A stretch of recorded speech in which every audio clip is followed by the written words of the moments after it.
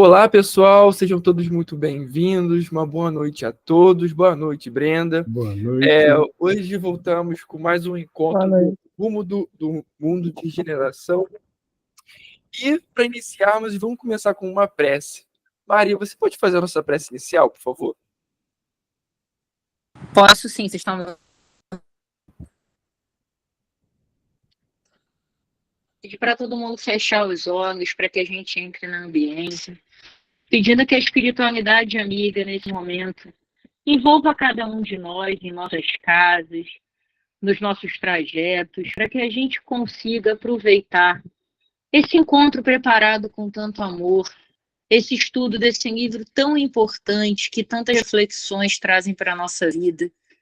Pedindo que a ambiência que se faz presente seja a melhor possível para o debate, para a compreensão e para a reflexão sobre esse tema.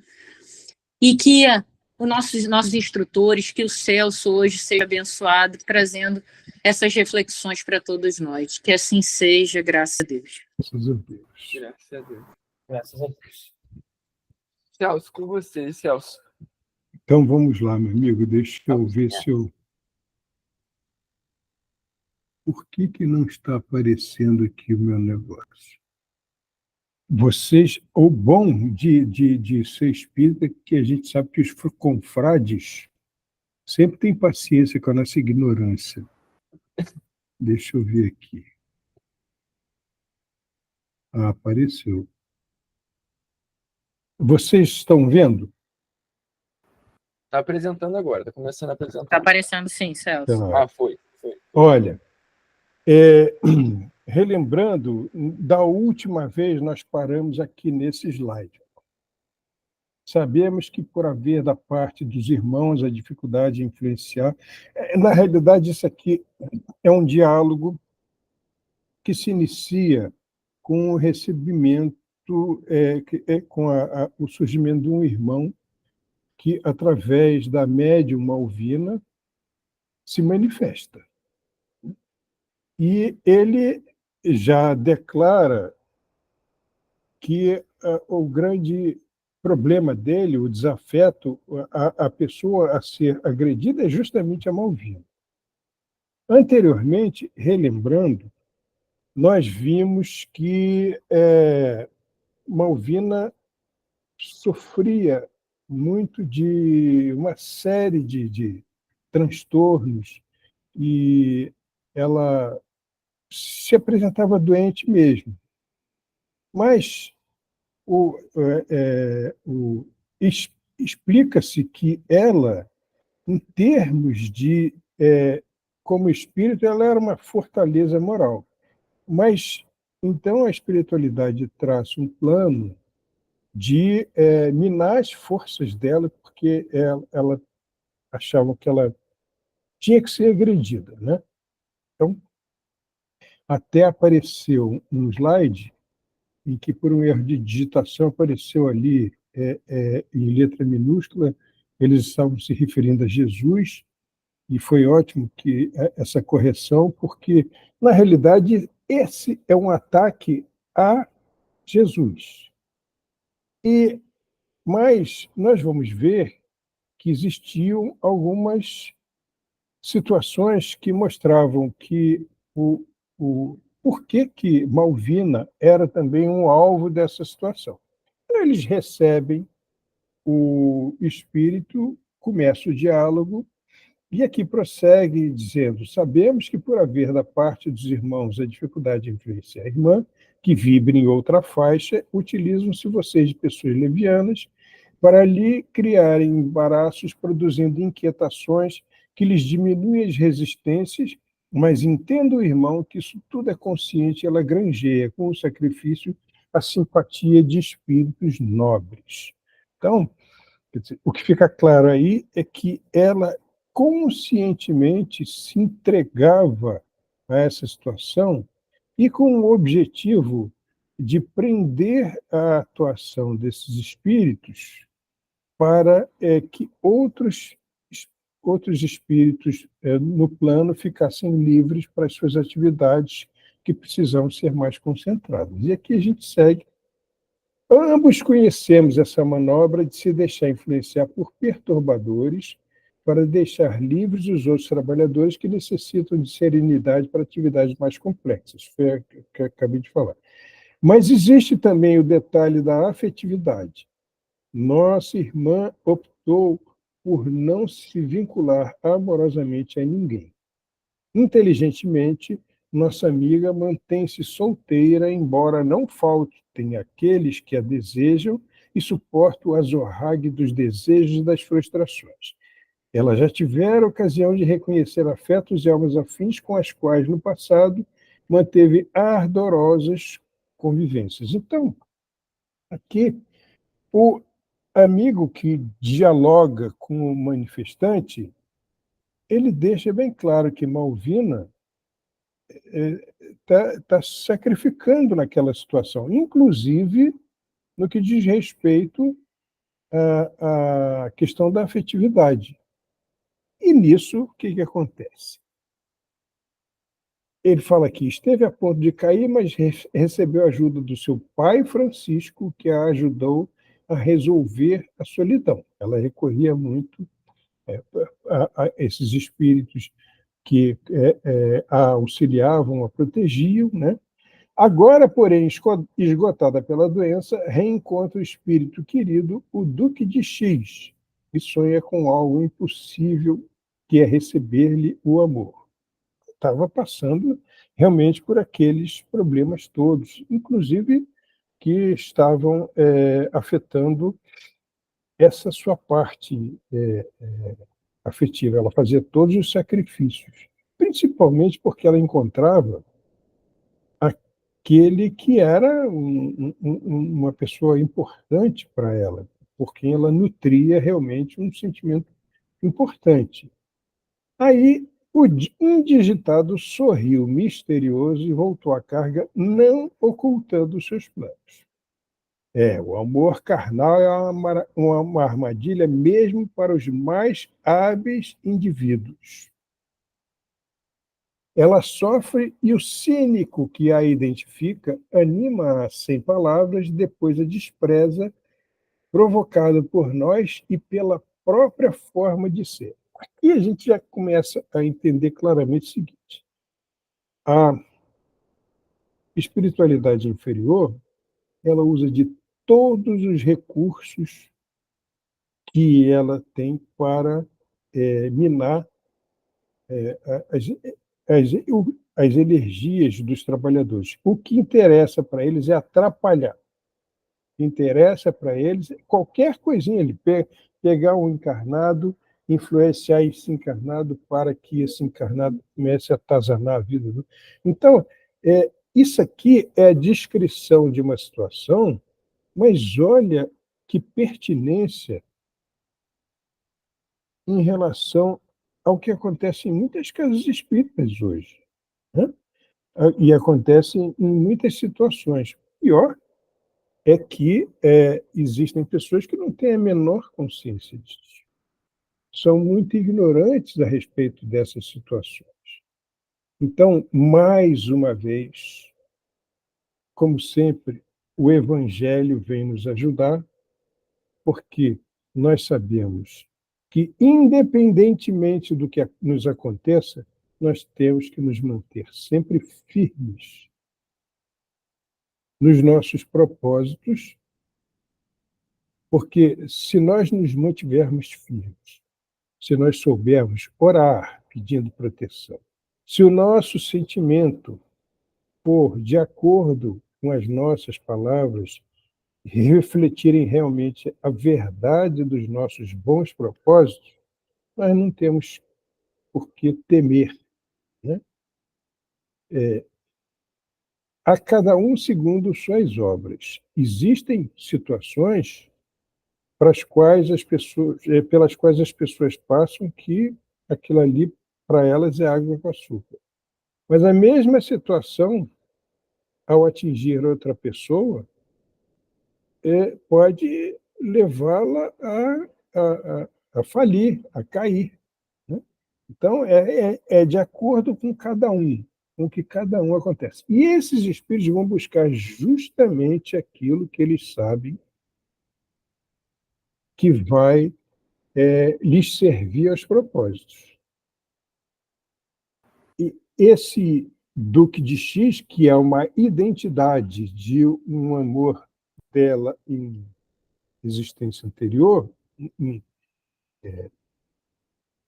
ele, pelo visto, pelo que está aqui, ele não é uma pessoa assim muito, vamos dizer assim, ele não ganhou o primeiro prêmio de bom caráter nessa situação. Simone. Então, eu não sei se você chegou a ver. Não é Simone. Não, é porque... não tem a voz de Simone. Quando você viu Simone Martins, é o Matheus. Tá certo. Temos aqui um comentário aqui no chat que diz, da Isabela, né?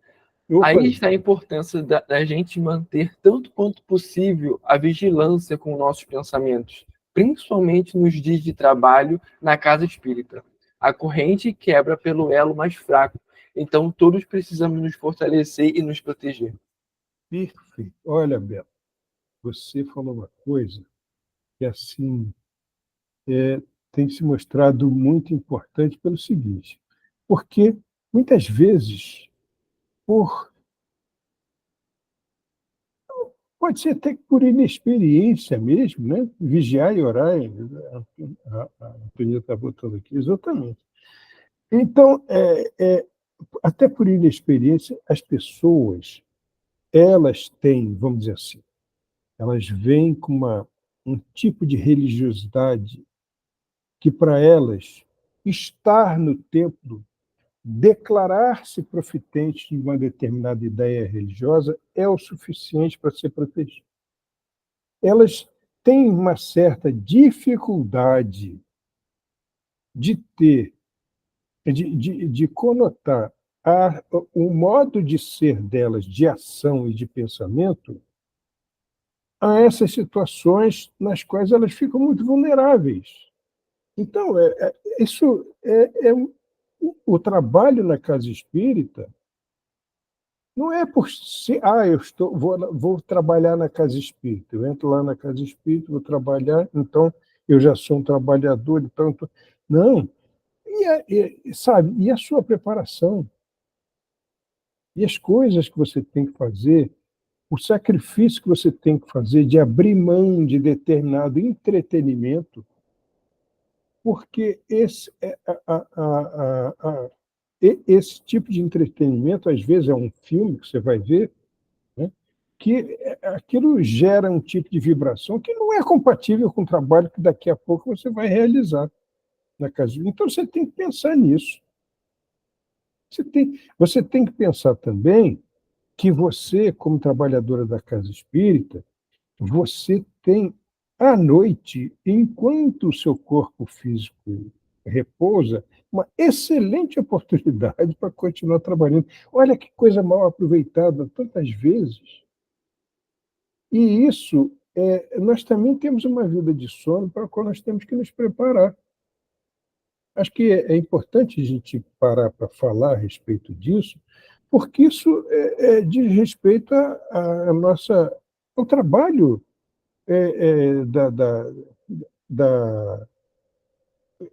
é o nosso próprio trabalho, né? Nós temos que entender isso. Celso, sim. Posso dar um comentário? Claro, deve.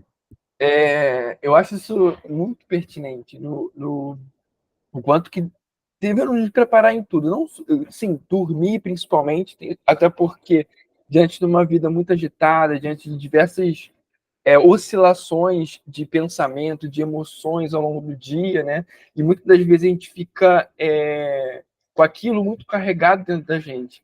Principalmente nesse momento, quando a gente vai se preparar para dormir, é o momento de a gente tentar desconectar dessas energias conturbadas dentro da gente, né? Que ficam no dia a dia. E que são justamente esses pensamentos, essas sensações, as raivas do dia a dia que a gente passa, enfim, das injustiças, que seja, qualquer tipo de emoção muito conturbada.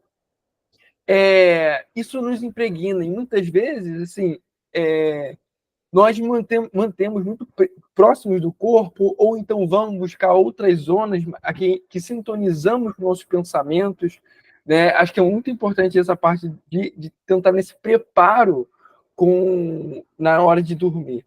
E quando você fala também no preparo, por exemplo, desse processo de abnegação, de sacrifício, né, do sagrado ofício, que aprendemos também com o nosso mentor, lá que eu aprendi, né, essa palavra, o significado sagrado ofício.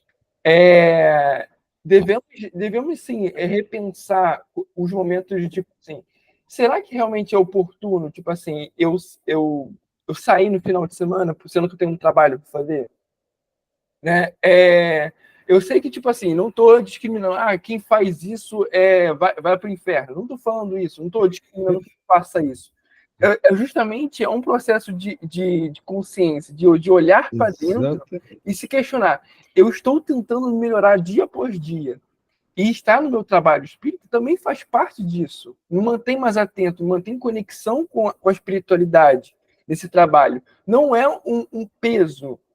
Eu estava até falando tive uma coisa com minha irmã esses dias, e não precisa entrar tanto em detalhe, mas assim, ela me questionou muito sobre essa questão. Ela disse até mesmo que eu estava sendo um escravo do trabalho, né? Porque eu estava nesse processo, né? De será que vale a pena eu estar indo para um tal lugar, sendo que eu estava com receio de ter algum tipo de trabalho, né? Espírita. E eu estava lá me organizando, eu não falei que não. Eu falei que eu realmente queria, eu queria ir para o local onde estava, a gente poder viajar e tal. Eu não neguei em nenhum momento. Eu só falei que eu tenho que me organizar, eu tenho que verificar as coisas. E quando ela me falou que eu sou escravo, eu falei assim, caramba, em nenhum momento eu me sinto um peso por estar aqui fazendo um trabalho espírita. Em nenhum momento eu me sinto, tá aqui, nossa, que coisa árdua, né? De estar aqui no trabalho, de estar estudando, estar se desenvolvendo. Pelo contrário, isso me traz muita energia, me traz muito mais vitalidade do que se eu não tivesse, né? Lógico, é aquela coisa, eu não discrimino quem faz, quem tenta se organizar, tenta sair, tenta viajar. Isso faz parte das nossas ocupações humanas, do nosso lazer. Isso também tá, podemos fazer isso. Não estou discriminando isso, mas saber justamente organizar a sua vida para que você possa fazer tudo que você queira fazer, também respeitando o trabalho que você faz, a sua responsabilidade como trabalhador também. Perfeito, perfeito. A Antonieta pediu para falar, depois a gente fala. Por favor, Antonieta. Não, isso que o Matheus falou foi maravilhoso, porque é uma coisa que eu canso de ouvir quando me chamam para ir para algum lugar, eu digo não. Eu tenho minha responsabilidade, eu tenho meu trabalho nesse dia, no meu grupo, e eu não posso ir. Mas como assim? De vez em quando, não tem problema, falta. Não é isso. A gente se sente feliz de estar como o Matheus falou, fazendo o que o Matheus falou, fazendo o que nós fazemos. Naquele momento, naquele dia é sagrado porque é uma felicidade você estar envolvido nesse trabalho. Mesmo que não tenha, como a gente tem o cronogramazinho, que a Simone sempre manda, fulano vai fazer isso, ciclano vai fazer aquilo, cada um de nós tem uma tarefa. E às vezes não tem tarefa, mas eu quero estar presente. Aquele momento é um momento é um encontro meu com o que eu acredito, com a minha doutrina, com quem está falando, o palestrante, o que eu vou ouvir. Aquilo, para mim, é sagrado, sabe? Eu não estou fazendo sacrifício nenhum de estar ali. Exatamente. Olha, isso que vocês falaram, isso merece realmente uma atenção especial. Por quê? Porque notemos que, muitas vezes, nós não, as pessoas fazem uma ideia da nossa vida, quer dizer, é uma ideia que elas fazem, é uma ideia delas, a impressão que elas têm das coisas que nós vivemos, quando, na realidade, nós compreendemos perfeitamente bem a importância do trabalho. Eu não devo nem falar de mim, porque acho que,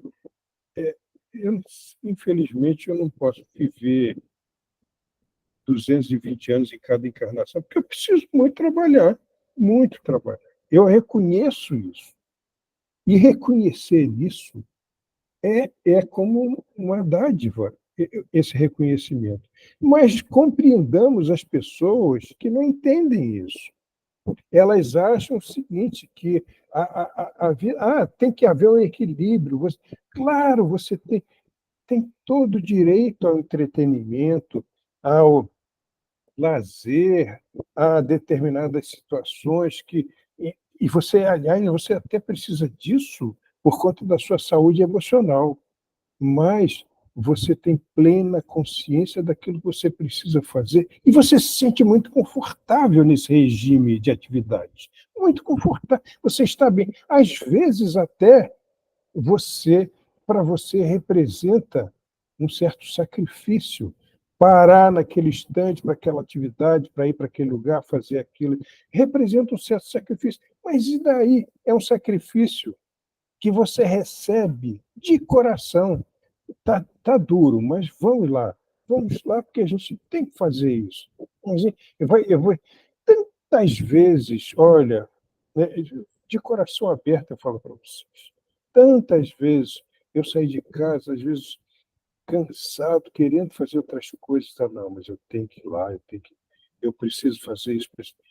Olha, quando terminava a atividade, eu voltava para casa, eu elevava meu pensamento, graças a Deus, eu insisti nisso, porque o lucro foi além do que eu merecia. Então, é tudo uma questão de consciência, tudo uma questão de consciência. Você está com um nome interessante hoje, Simone. É o nome do meu trabalho. O Centro de Idiomas.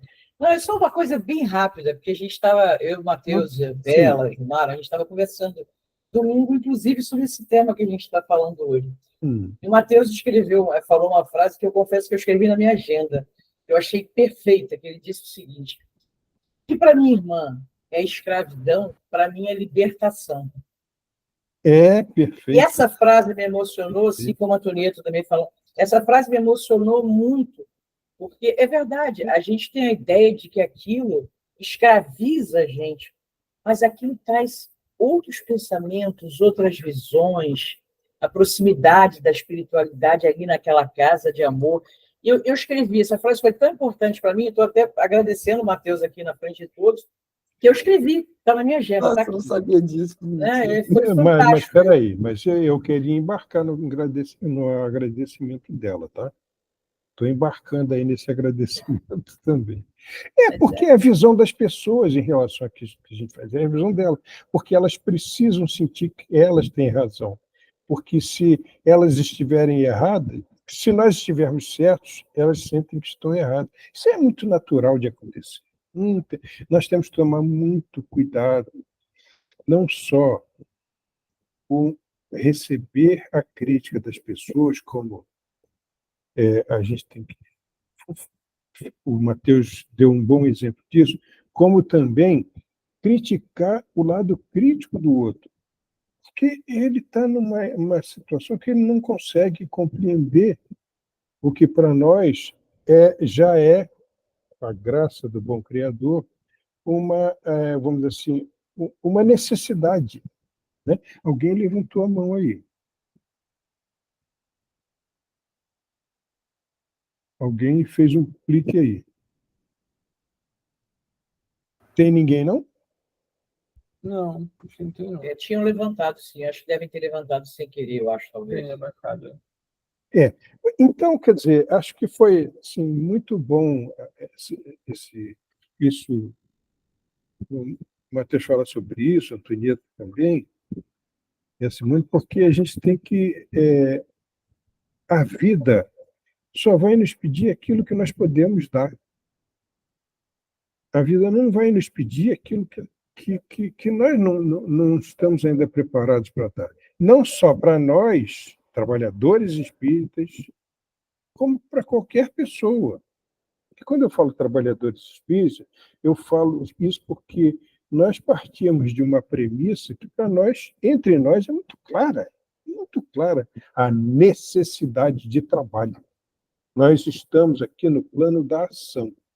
Se nós podemos virar filósofos, podemos falar um monte de coisas, mas e a ação no bem, né? Então, quando existe essa possibilidade de trabalho, inclusive um trabalho em termos de postura mental, a contribuição para a psicosfera que você dá com a qualidade dos seus pensamentos. Isso tudo é trabalho, tudo é trabalho. Cada vez que você tem um bom pensamento, você está contribuindo para o bem. E isso é sempre importante. Então, aqui seguindo, por favor, a hora que vocês quiserem falar, será sempre muito bem-vindo. Aí, aqui, o manifestante, ele tinha pleno conhecimento do caráter do tal do Duque de X e do quanto isso infelicitava a Malvina, né? Ela sofre e o cínico que a identifica anima-a sem palavras e depois a despreza, provocada por nós e pela própria forma de ser. Estimulando-la com cenas e ânsias de prazer, olha só, eles chegam a ponto de influenciar, de estimular a libido das pessoas, justamente porque elas podem ali chegar numa situação em que pode ser a porta para muita coisa inconveniente e errada, né? Arrancando dos pensamentos que nos inibem, que atormentamos com a libido ainda em plena efervescência. O sexo reprimido é perverso, leva ao desânimo e à falta de objetivo humano, sofrendo a solidão física e emocional que devora a humanidade. Essa solidão física e emocional que devora a humanidade, ela também está muito na conta da falta de objetivo, né? Dessa crise existencial que não poderia ser de outra forma num mundo grandemente materialista que nós vivemos. Aproveitamos o seu estado emocional e mesclamos os nossos fluidos com seu reumatismo orgânico, aplicando, através da telepatia muito bem direcionada, golpes físicos dilacerantes. Então, quer dizer, toda essa influência é usada para baixar essa qualidade vibratória, né? Mesclar os fluidos lá deletérios e agredir a Malvina. A nossa questão é até quando a infame resistirá. Aqueles que a acompanham se perguntam, qual é a doença dela hoje? Todo dia temos um capítulo tragicômico da novela do Fall sobre sofrimento. E aqui é uma outra coisa. Aí o povo aí do GRESG que trabalha com problemas emocionais, né? Às vezes a gente encontra alguém com fibromialgia, aí vem um negócio padronizado, dizendo isso aí é psicada, isso é não sei o quê, não sei. A gente não sabe. A gente não pode afirmar esse tipo de coisa, né? Isso pode ser um mundo de coisas, né? Outro vê histeria onde pode ter uma séria influência espiritual. Claro, a questão do merecimento à parte, o que ocorre é que nós não podemos jamais nos precipitar em dizer isso é isso, isso é aquilo e tal, porque existem muitas situações. Sempre as pessoas mais capacitadas na área da saúde são as pessoas que mais duvidam do próprio diagnóstico, né? As pessoas que mais testam esse que acha que sabe tudo e já vai falando. Não, há que se ter certeza. A prática traz muita coisa boa, sem dúvida alguma, muita segurança, mas essa sensatez investigativa, não estou falando só do trabalho de quem trabalha com problemas emocionais, mas qualquer relação que a gente tem com as pessoas, né? Uma pessoa que sofre, que vem conversar com a gente, nós temos que saber acolher aquela pessoa. Nós podemos até, essa pessoa pode ter até uma história muito conhecida de exagero, e de repente é uma pessoa mais sensível, mas não falhemos na qualidade do nosso acolhimento com essa pessoa, seja quem for, porque tantas vezes a gente vê pessoas que, que vêm conversar com a gente, que sabe que a gente tem paciência para ouvir, né?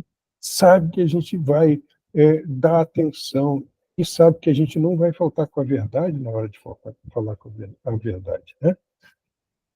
Aproveitamos e inspiramos descrença, cansaço, animosidade com que nos comprazemos. Então, essas pessoas inspiram nessas pessoas que fazem crítica todo esse estado de dúvida em relação à pessoa. Aquilo cria realmente um ambiente emocional, uma psicosfera, que prejudica a pessoa, né? E ninguém acredita nela.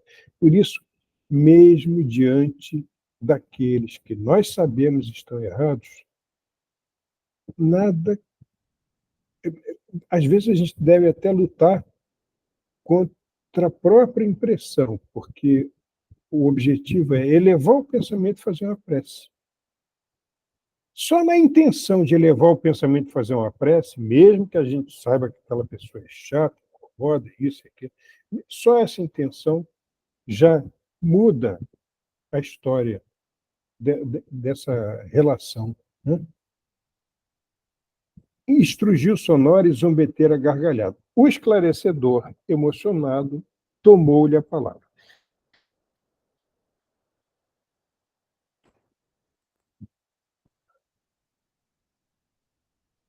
Ouvimos com respeito e sem interrupção, e enquanto meditávamos as suas palavras, senti compaixão, certamente não apenas por ela, mas pelo amigo insensato que se compraz em gerar padecimento, por certo, por algum problema angustiante não resolvido no seu íntimo, e me compadeço dos prejuízos que empenha para si mesmo. As dores da nossa Malvina procedem e ela recupera-se bem. Então, quer dizer, eles sabem que ela sabe e ela reconhece que passa pelo que passa porque tem que passar. Ela reconhece isso. E agora, ele está dizendo, olha, você está fazendo isso, está fazendo isso aqui não é guerra, isso aqui não é...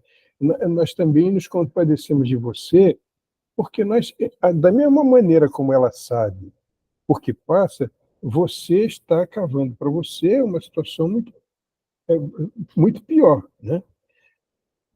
Ela entende bem o seu sofrimento, está ligado ao passado, mas o amigo se ilude nas paixões do corpo físico, nos pesadelos de vingança, semeia tormentas para si mesmo.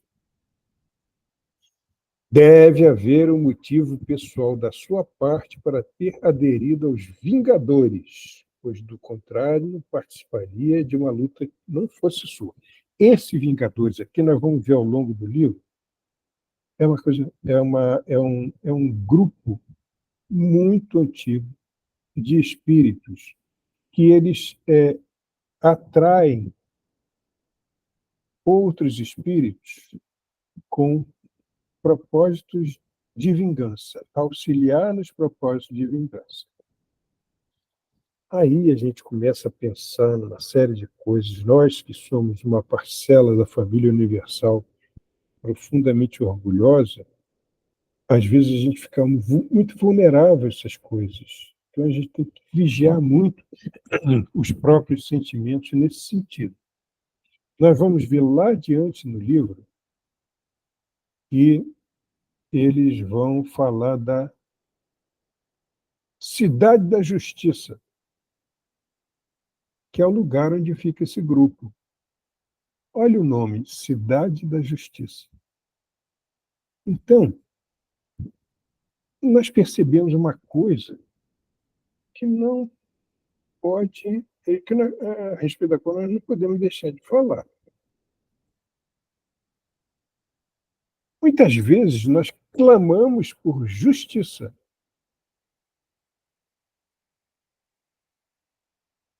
E esse é um estágio, vamos dizer assim, das impressões que você tem em relação a qualquer coisa, que representa um certo perigo. Porque, sob o nome de justiçar alguma coisa, você pode estar simplesmente se engano.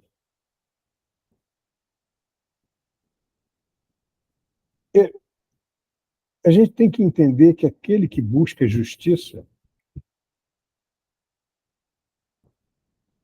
não pode esquecer que a vida já cuida disso. Todo ato, tudo aquilo que a gente faz, qualquer coisa que a gente faz, desde o nosso pensamento, a mais intensa ação, tem sempre uma consequência, seja o que for. Seja para o bem, seja para o mal. Tem sempre uma resposta. Então, o grande propósito da vida, o plano reencarnatório, ele visa justamente trazer você para essa faixa de equilíbrio em que você já compreende que você não pode vibrar negativamente, mesmo alegando que você tem que fazer justiça, essas coisas todas. Quando você compreende isso, você vai entrando, para essa faixa de equilíbrio até o momento em que você só começa a emitir pensamentos bons. Até o momento em que o seu coração compreende a arte do perdão e o quanto ela é importante para você mesmo. Para você mesmo. Isso que o Matheus falou sobre vigiar o pensamento, né, se preparar, isso não é desconfortável para ele. E tantas pessoas, às vezes, acham que isso causa uma certa tensão e tudo isso. Não. Nós sabemos o que fazer. Nós não podemos negar isso. Né? Então, essa questão da vingança se mistura muito com essa ideia de justiça. Quando, na realidade, quem promove a justiça é a própria vida. Porque todo aquele que erra, ele já vai passar pela consequência do seu erro. Por que acrescer a essa consequência o prejuízo para nós das nossas ações? Né? Isso é que quem levantou a mão, Bernardes, Maria Isabela Bernardes. É dela, é. Cliquei em alguma coisa aqui. Sim, fala Isabela. Eu estava pensando bastante sobre isso que você falou, sobre o perdão, sobre as pessoas, às vezes, desejarem se vingar. Bela, tá difícil de entender. Acho que tá bem abafado. Melhorou? Calma, gente. Melhorou. Ah, tá, que bom. Eu estava pensando sobre isso do perdão e sobre as pessoas, às vezes, desejarem se vingar, né? Em relação às outras que fizeram mal. E eu acho que isso tem muito da nossa ideia que nós somos separados uns dos outros. Que a nossa individualidade, às vezes, é tanta que a gente acha que aquela pessoa que fez a gente sofrer tem que sofrer mais ainda.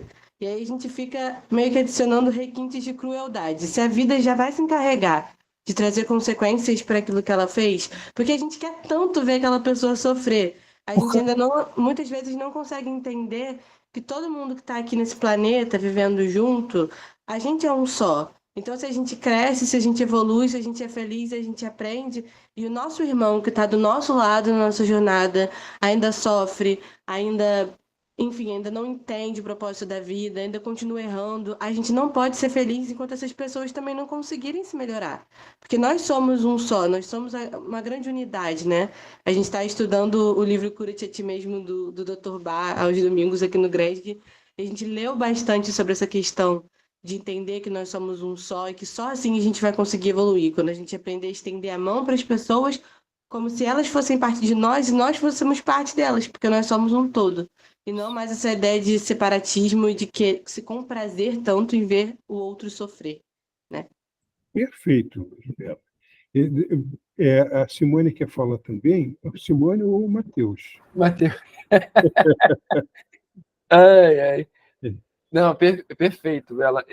Uma das coisas que eu também estava pensando é que, tipo assim, injustiça não existe, não é? É que se a injustiça chegou até você, que você precisava passar por aquilo. Exatamente. Então, Perfeito. tipo, se estamos aqui num parênteses de provas e expiações, de causa e efeito, como você falou da lei de causa e efeito agora, todas as nossas ações, tanto boas quanto ruins, vão ter uma consequência disso. Se você planta abacaxi, você vai colher abacaxi. Se você planta, sei lá, maçã, você não vai colher, sei lá, amora. Então, tipo assim, a lei de causa e efeito, ela é a coisa mais justa possível para todos nós. Mas só que muitas vezes muitas vezes não, a gente ainda insiste muito em nos vitimizar diante daquilo que nos aflige, daquilo que nos atravessa, né? E porque nos atravessou diante de uma problemática, a gente se sente injustiçado, mas a gente não entende qual é o início disso, qual é a causa. Qual é a causa da doença, de uma enfermidade sua física? Qual é a causa disso? Né, eu estou trazendo a questão da enfermidade porque, como a Bela falou, está fazendo esse curso agora dos florais e traz muito essa questão da doença. Mas assim, todos os aspectos da sua vida. Diante de uma situação problemática, sei lá, da sua família, das relações que você está vivendo, por que tais coisas estão te cometendo? Qual é a causa disso? Pode ser você. E muitas vezes a gente não quer enxergar, porque é mais fácil apontar o dedo para o outro. Sem dúvida. Cristina. Bom, então, quando a gente fala de justiça e a gente fala de vingança e a gente fala de causa e de efeito, a gente também precisa falar sobre merecimento e necessidade. Porque em um determinado momento da nossa vida, a gente pode não estar merecendo o que a gente está vivendo, mas a gente tem necessidade de passar por essa experiência, porque em algum momento do nosso processo como espírito, a gente deu causa a isso.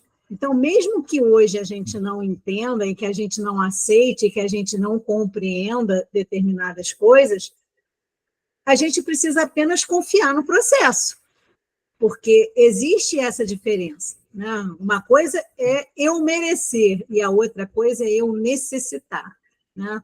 No nosso grupo mesmo, a gente tem o Rodrigo, ele é um entusiasta dessa frase, inclusive, né? Você mereceu renascer, eu fico, será? Porque, às vezes, é a questão da necessidade mesmo, entendeu?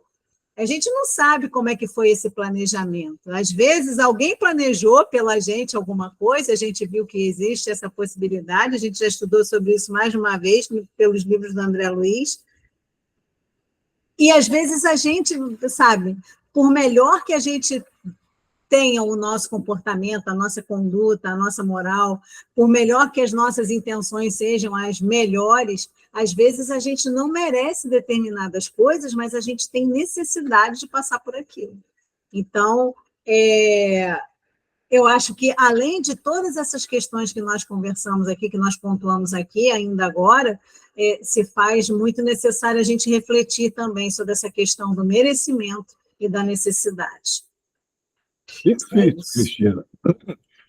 É uma coisa que o Matheus falou, que nós, às vezes, temos consciência dessa realidade e, às vezes, a gente insiste num determinado comportamento. E a gente fica pensando no porquê disso. Então, a gente pode entender que no nosso passado, nas nossas existências, nós cristalizamos o hábito da represália, né? Ele virou um impulso em nós, ficou uma coisa automática. Perdão, virou uma coisa automática. Nós reagimos àquilo de uma maneira, às vezes, intempestiva, né? Então, eu, particularmente, se vocês me permitem, eu não só padeço, como aproveito de todas essas coisas que vocês falam, que a gente estuda, porque eu nasci uma pessoa irascível. Mas eu compreendi que isso é um processo justamente de cristalização que foi a consequência de um hábito de muitas situações, muitas existências. Agora, me pesa esse tipo de reatividade justamente para que eu aprenda, que eu compreenda isso, né? Porque todas essas coisas são manobras pedagógicas da vida que você tem que aproveitar. E o bom disso tudo, eu encho a boca para falar, o bom disso tudo é que, conscientes dessas coisas, eu sei que todo empenho, todo esforço que eu fizer para contrariar esse impulso, essa tendência reativa, um dia esse esforço é que vai virar o meu impulso, eu vou substituir aquela reatividade contra o outro por uma atitude de imediata compreensão, de aceitação, de silêncio, de prece por aquele que me agride e nem sabe por que automaticamente ele faz isso, porque eu antigamente fazia a mesma coisa com outras pessoas. Então, essa é muito importante que nós compreendamos o seguinte, que existem pessoas que falam assim, meu Deus do céu, eu sou um desgraçado mesmo, olha o que eu estou... Eu sou espírita e penso assim, e falo isso, e faço aquilo e tal. Não, você não é desgraçado de nada. Você é consciente. Isso, infelizmente, foi uma coisa que você colheu, você plantou para você mesmo, e agora você está colhendo. Trabalha isso. Pensa nisso. Gere em você um tipo de reação diferente. Daqui a pouco você não está agindo impulsivamente mais. Daqui a pouco você está sendo mais reflexivo em relação a isso. A vida nos convida a aceitar o nosso próprio modo de ser e melhorá-lo. Nós estamos encarnados para isso. Nós todos somos, como dizer assim, afeitos a esse projeto de perfectibilidade que Deus nos impõe, e isso a gente tem que trabalhar. É exatamente isso. O que a gente não pode, agora não pode mais, é mentir para si mesmo, né? Isso que a Bela falou, de eu me ver no outro, né? De eu considerar que o bem que eu faço para o outro é o bem que eu estou fazendo para mim, e se eu ajo erradamente contra o outro, eu estou agindo contra mim, né?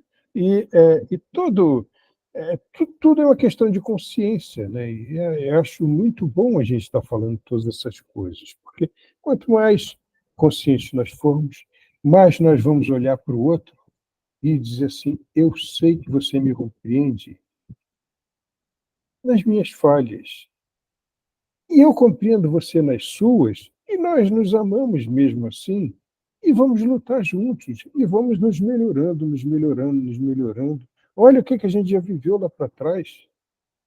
Olha onde é que a gente está. Vamos caminhando sempre, né? Sempre em frente. Então, aqui, a,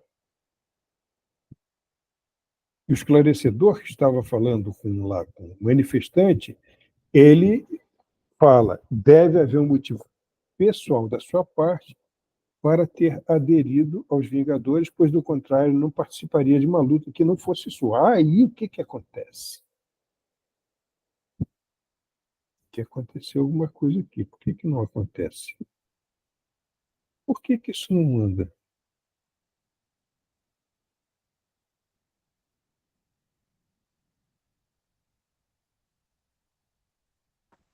Se você for aqui embaixo na setinha, tá vendo? Não, pois é. Embaixo, nem para o lado, nem... Espera aí.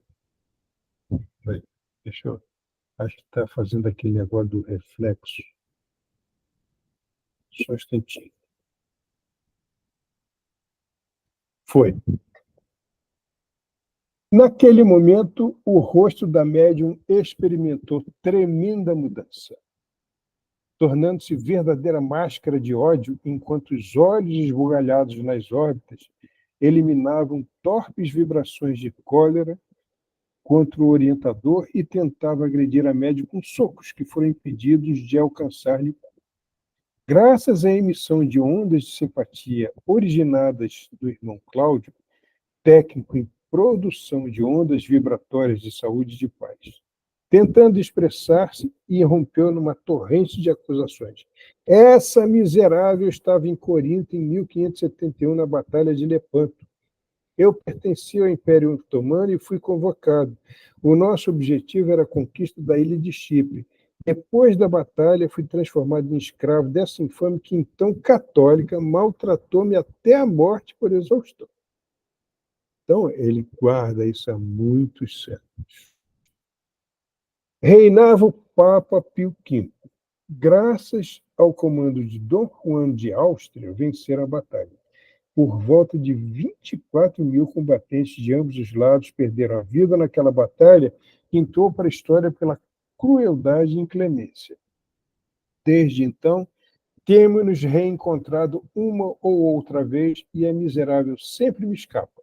Agora que faço parte do grupo de justiceiros, olha aí os Vingadores lá, que ele diz que é justiceiro, né? Contra o crucificado, dispomos de recursos valiosos para arrebatá-la. Conto com esses amigos da região onde nos refugiamos desde épocas já distantes. Então, eles têm lá, a gente vai ver mais adiante no livro, uma furna onde eles ficam lá, onde eles fizeram a tal da Cidade da Vingança, e tem muito, mas muito tempo aquilo ali. Né? À medida em que falava, aconteceu algo de criar receios, pois o rosto da médium continuou a se deformar como se fosse cera que se desmanchava ao calor daquelas lembranças. Então, vamos ver aqui uma coisa interessante. O irmão Spinelli se aproximou de Amália, que era outra médium, que nos acompanhava, e ela começou a exteriorizar pelo nariz e pelos lábios entreabertos alta dosagem de ectoplasma, que se alongou até Malvina e lhe envolveu a face. Poucos minutos depois, o comunicante transformou num ser lupino a babar e emitir sons terríveis. Aí eu botei aqui ler o Livro dos Médiuns, capítulo 7, item 122, Transfiguração.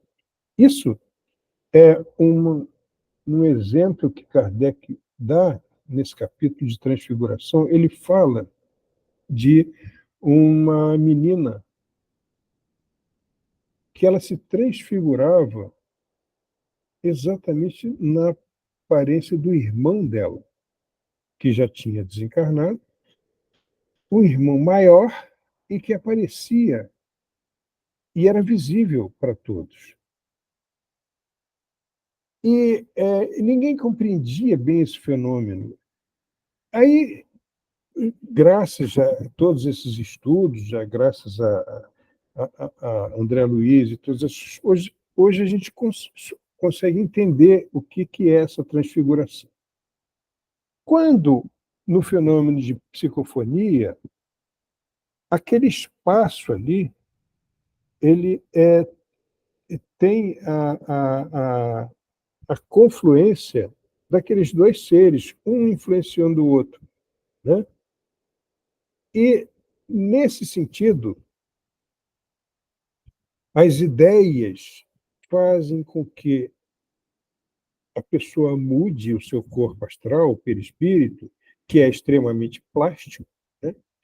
E vem o ectoplasma e envolve esse perispírito deformado e lhe dando uma aparência que é visível para todos.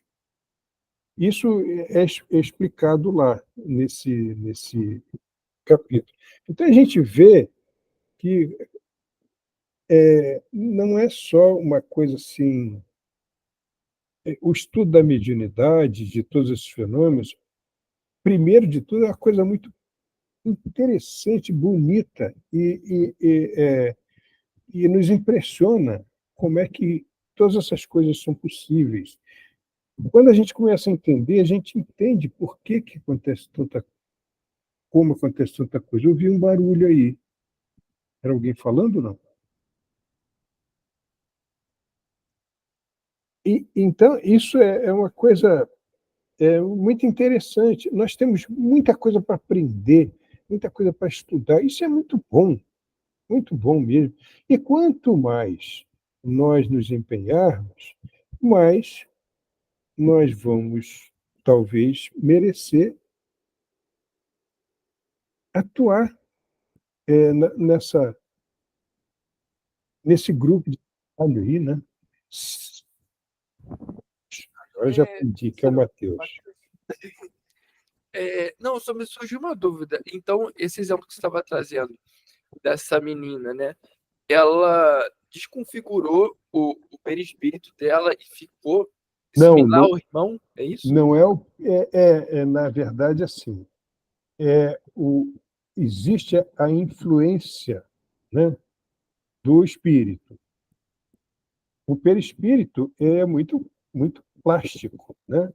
Então, essa influência, existe uma ligação ali direta e acaba transfigurando o perispírito porque o que acontece? O que acontece é um fenômeno chamado medianimidade, né? O espírito, ele age no corpo que é da mesma natureza do seu, que é o corpo astral, o perispírito da médium. A médium que passa essa influência que aparece quando está encarnado, aparece pelo cérebro físico e a pessoa fala. Mas a influência é dada perispírito a perispírito. E essa influência, por vezes, é tão completa e tão marcante que, como o perispírito é plástico, deforma o perispírito dando aquela aparência. No caso aí, a aparência lupina, né? E isso explica também uma série de coisas que as pessoas veem, né? E que o vulgo fala de lobisomem, todas essas coisas. É por causa disso aí, porque eles realmente. O resto não, o resto é coisa da imaginação, que ninguém vai pular em cima de ninguém na esquina, mas o que acontece é a influência direta mesmo. Aí vem a médium doadora de ectoplasma, envolve aquela aparência, e aquilo toma uma forma aparente, aparece daquela maneira, né? Depois que toda aquela... A gente vai ver, que depois ele é retirado daquela situação, ele volta ao seu estado normal, normal que não foi aquela impressão que ele próprio imprimiu ao seu corpo. Porque esses espíritos malévolos, eles têm esse conhecimento, né, de se transformar plasticamente para ter aparências assustadoras e todas essas coisas. Eles se transformam e aparecem dessa maneira. Tem um trecho se não me engano, foi em Perturbações Espirituais, que a gente viu um trecho lá, de um espírito que foi... foram falando com ele, insistindo com ele, de repente ele tomou a forma do próprio diabo. Só que ele não conseguiu impressionar ninguém, porque ali ele estava diante de espíritos superiores que compreendiam muito bem aquele fenômeno, então ele não meteu medo em ninguém. Como ele não meteu medo em ninguém, ele voltou à forma original. E aqui é a mesma coisa. Mais adiante, odores pútridos de cadáveres invadiram a sala e vimos levantar-se diversos espíritos em lamentável estado de decomposição, como se fora num cemitério, como se saíssem de sepulturas, compondo um bando macabro de gênios do mal, sob o comando da entidade comunicante, que lhes gritava expressões para nós incompreensíveis, como que ordenando nos agredissem. O que aconteceu aí? O que aconteceu foi que esse comunicante, ele era vamos dizer assim, um chefe de grupo, né? E ele ele tinha um poder mental sobre esse grupo que servia a ele. Eles eram verdadeiros escravos, vai dizer aí, são escravos mentais. Esses espíritos são espíritos tão fracos, se demoraram tanto no mal, e tanto no descaso em promover as próprias mudanças, que eles viram escravos dessas entidades.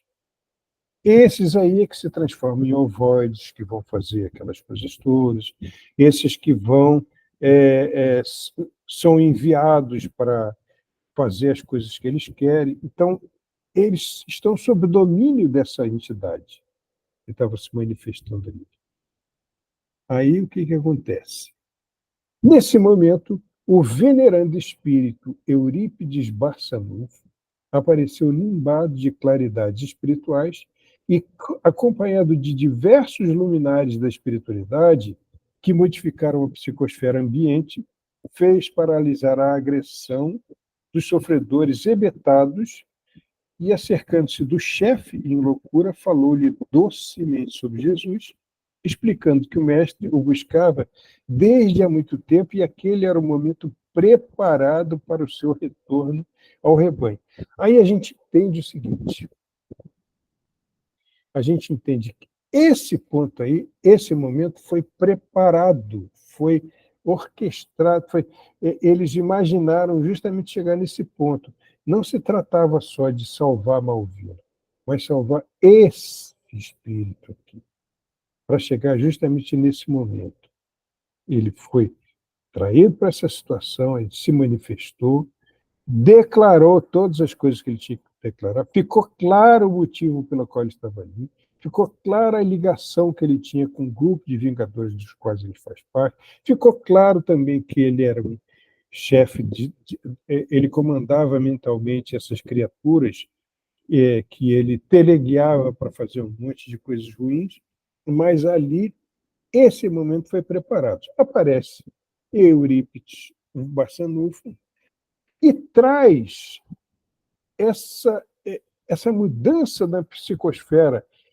Esses espíritos têm o poder de, não importa o ambiente em que eles estejam, eles impõem o bem, né? Eles mudam, eles falam docemente de Jesus, eles trazem essa energia para mudar essas coisas todas. A luz do amor envolveu o alucinado perispiritualmente degenerado, fazendo com que retomasse a forma humana de que se utilizava. Então, ali desfez-se ali, eu não botei aqui, mas fala também que ele tinha essa capacidade de se mudar plasticamente de acordo com essa técnica que eles usam para ter as aparências que eles quiserem. Aí ele começa a falar, o Barçanufo fala com ele, você, como todos nós, somos filhos de Deus, que nunca nos abandona e que nos entregou a Jesus para conduzir-nos docemente ao seu rebanho.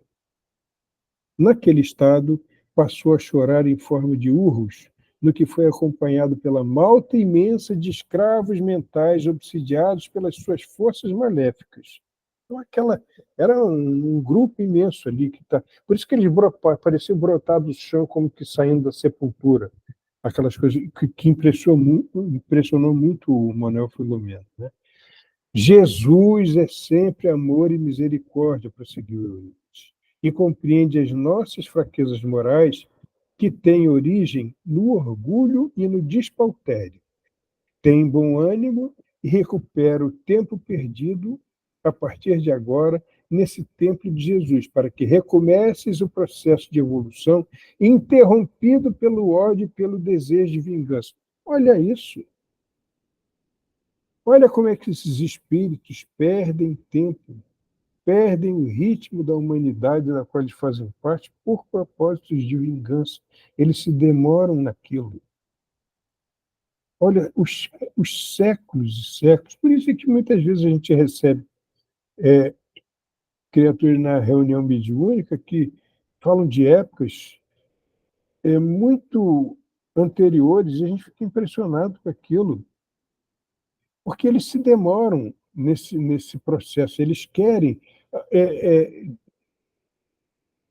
duas coisas atrapalham muito o ser em evolução. A ambição de poder e os propósitos de vingança. Tudo isso vem do orgulho, da vaidade, do egoísmo, que são coisas ali básicas, causando. Por isso é que nós temos que nos preocupar muito dessas coisas que a gente sente e lutar realmente contra isso, né? Mesmo que nós não sejamos assim, mas qualquer coisa que vibre desse modo, a gente tem que não pode sintonizar com esse tipo de coisa. Ali, ele foi preparado aquele momento, ele já estava chorando, ele já estava ali sentindo aquelas coisas todas. O Eurípides falando com ele docemente, ele tudo preparado para aquele momento. E chega um venerável espírito que lembrava um rabino, que estendeu os braços ao comunicante convalido, deslindando dos fluidos da médium. Então, a gente vê que é justamente isso, é confluência, né, de fluidos ali, que é no fenômeno da psicofonia, conduzindo a algum tipo de sinagoga para que retomasse a trajetória de redenção. Então, a gente entende da história desse espírito que ele dizia ser do Império Otomano, né? Mas houve um momento nas existências dele que ele teve uma ligação religiosa e esse venerável espírito foi chamado e preparado para aquele momento para recolher ele e levar ele para um lugar onde ele ia ser instruído, ia ser orientado para que ele se transformasse. Em perturbações espirituais também existe ali um desses espíritos que faziam parte desse grupo do próprio Manuel Filomeno, que trabalhava. Ele disse que ele tinha sido, no passado, um espírito que era desse tipo, que ele hipnotizava as pessoas, fazia essas coisas todas, e era de uma coisa terrível mesmo. E, no entanto, ele estava ali, ele estava salvo e já trabalhando para o bem daquela maneira. Então, não há como nós não compreendermos que tudo tem salvação. O espírito está na pior situação, está enterrado ali no mal, aquelas coisas.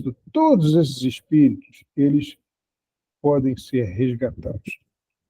E em nenhum desses casos está sendo ferido o arbítrio deles, porque eles se puseram nessa situação pela própria vontade,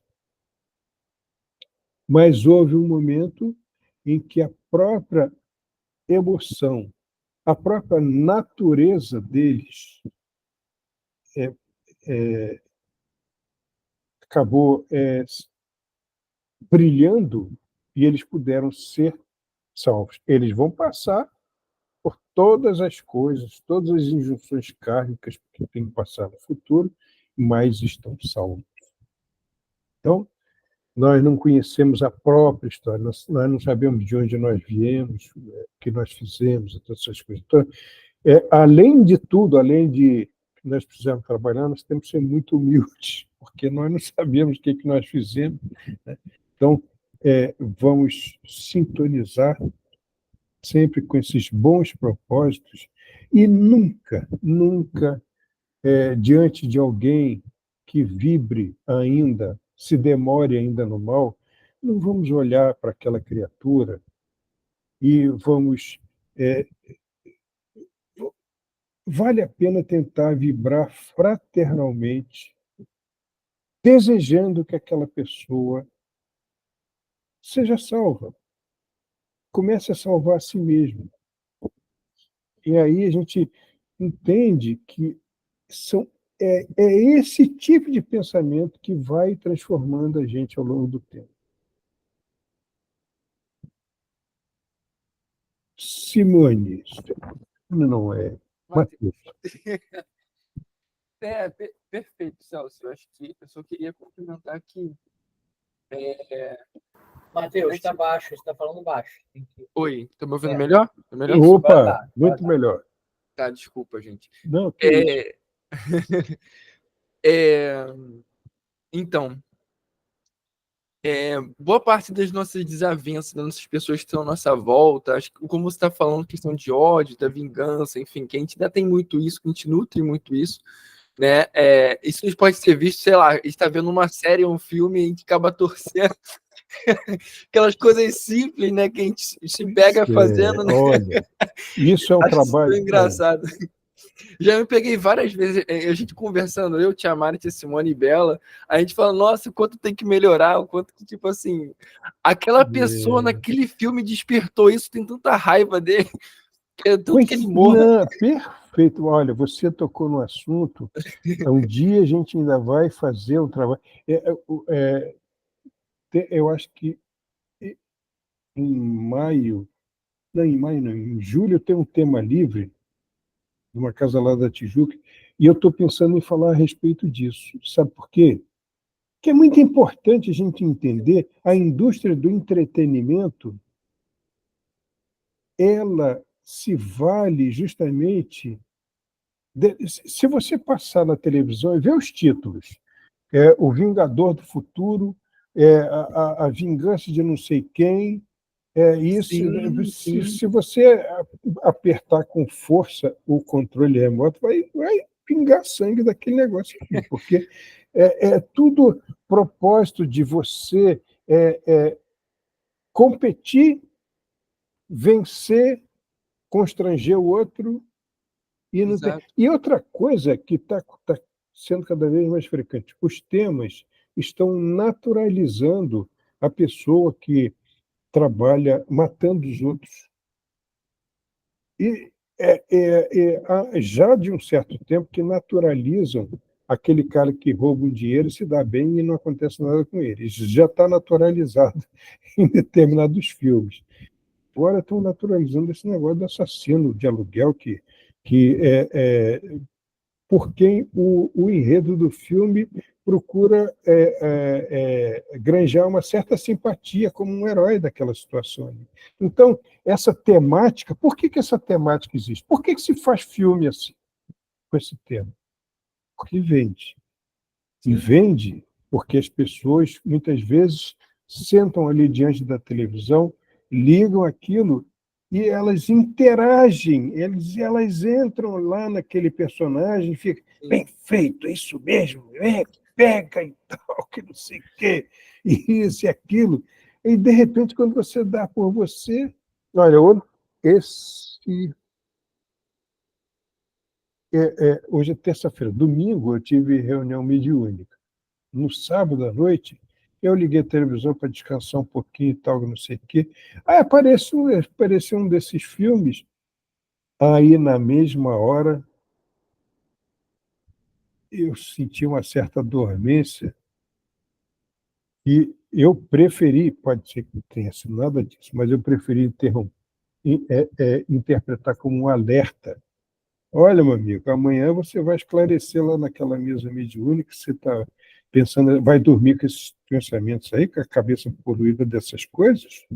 Que história é essa? Na mesma hora eu desliguei aquele negócio e fui ler a página. Cristina, infelizmente ainda há uma identificação com esse tipo de personagem. É como se o vilão fosse herói, é mesmo. E às vezes as pessoas torcem para o ladrão se dar bem. Vejo muito isso. É verdade. Projeção desse nosso lado. Sim. Estranho, Nossa sombra, né? Às vezes essa sombra, às vezes, é tão dificilmente reconhecida, né? Então, isso é um tema muito interessante da gente discutir. Como é que a nossa necessidade de entretenimento está ligada a esses impulsos de retaliação, de esperteza, não tem nenhum bom valor moral aí, né? Às vezes tem uns filmes muito bons, mas aí é em outro canal, é outra coisa. E outro dia eu vi um tão bom que é Milagre no Paraíso, né? Uma menininha que era doente, que teve sim. uma experiência de quase morte, muito bonita aquilo, muito bonito mesmo. E existe, quer dizer, então a escolha, quem faz é você, né, do que você vai assistir. Exatamente. Então, espera aí. Ih, passou 1 minuto. Espíritos auxiliadores se encarregaram dos espectros atoleimados que gritavam e choravam dolorosamente. Esses também estavam sendo salvos. Realmente, esse mundo estranho e sublime da imortalidade reserva-nos fenômenos totalmente inesperados. No próximo capítulo, o Manuel vai perguntar lá ao Spinelli como é aquele negócio, por que aconteceu aquilo? Desde a chegada à respeitável instituição que notara a presença de muitos espíritos dedicados ao bem, que foram na Terra os inesquecíveis templários. O irmão Spinelli me explicou que muitas das pessoas que fundam sociedades espíritas, especialmente no Brasil, eram da Igreja Católica do passado, quando também fundaram monastérios, conventos e instituições de auxílio cristão, mas se desapontaram em ver a transformação das suas iniciativas pelo egoísmo, ignorância das leis divinas e apego a dogmas. Simone, aqui ele vai começar a falar de uma coisa muito interessante que merece uma discussão mais, um estudo mais, vamos dizer assim, demorado da nossa parte. Então, eu acho que já são 21h48, é melhor a gente parar por aqui, mesmo que a gente retome na próxima daqui, porque isso aqui vai falar dos templários, desses espíritos que às vezes são vistos nas casas espíritas, né? Esses franciscanos. Porque essas pessoas dessas ordens, esses eram verdadeiros cristãos, mas em mistura com muita gente que fazia muita coisa errada. Então, às vezes as pessoas põem tudo no mesmo saco, e não é isso. Então, vamos... depois eu vou botar aqui, nesse slide aqui, que a gente começa daqui, tá bom, senhor? Tá bom, já coloquei lá para você o último slide. Tá ótimo, Matheus, pode continuar. Perfeito, então. Você pode tirar a apresentação? Desculpa, claro. Então vamos para a nossa festa final. Agradeço desde já, Celso, a todos que estão aqui. A gratidão é toda minha. Gilmara, você pode fazer a nossa prece final, por favor? Vontade de apertar essas bochechas hoje que eu tô. Não, o Gilmara foi lindo, porque ele não falou Gilmara Tia Mara. foi ótimo. Ele não falou Tia Mara, foi Gilmara. Deu até uma, né? Sim, senhor Matheus. Então, gente, vamos elevar os nossos pensamentos, fechar os nossos olhos e agradecer por mais uma noite com tantos conhecimentos, com tantas reflexões, que possamos, sim, utilizar todo esse material que a gente discutiu aqui hoje, todas essas reflexões, que possamos utilizar para fazermos melhores escolhas, para termos mais responsabilidades, para nos tornarmos mais conscientes, para que as nossas consequências sejam melhores, que possamos ser, sim, protagonistas das nossas histórias, que tenhamos paz, que tenhamos sabedoria, que tenhamos muita responsabilidade em todas as nossas escolhas. Obrigado, Pai, obrigado, espiritualidade amiga, por mais essa noite de amor e de muito conhecimento. Que assim seja, graças a Deus. Graças a Deus. Graças a Deus. Obrigado, Celso. Olha, Obrigado, muito Celso. obrigado a vocês. Gente, Olha, eu muito acho que obrigada, foi ótimo. Obrigada. Eu gostei muito da participação de vocês, foi maravilhosa. Aprendi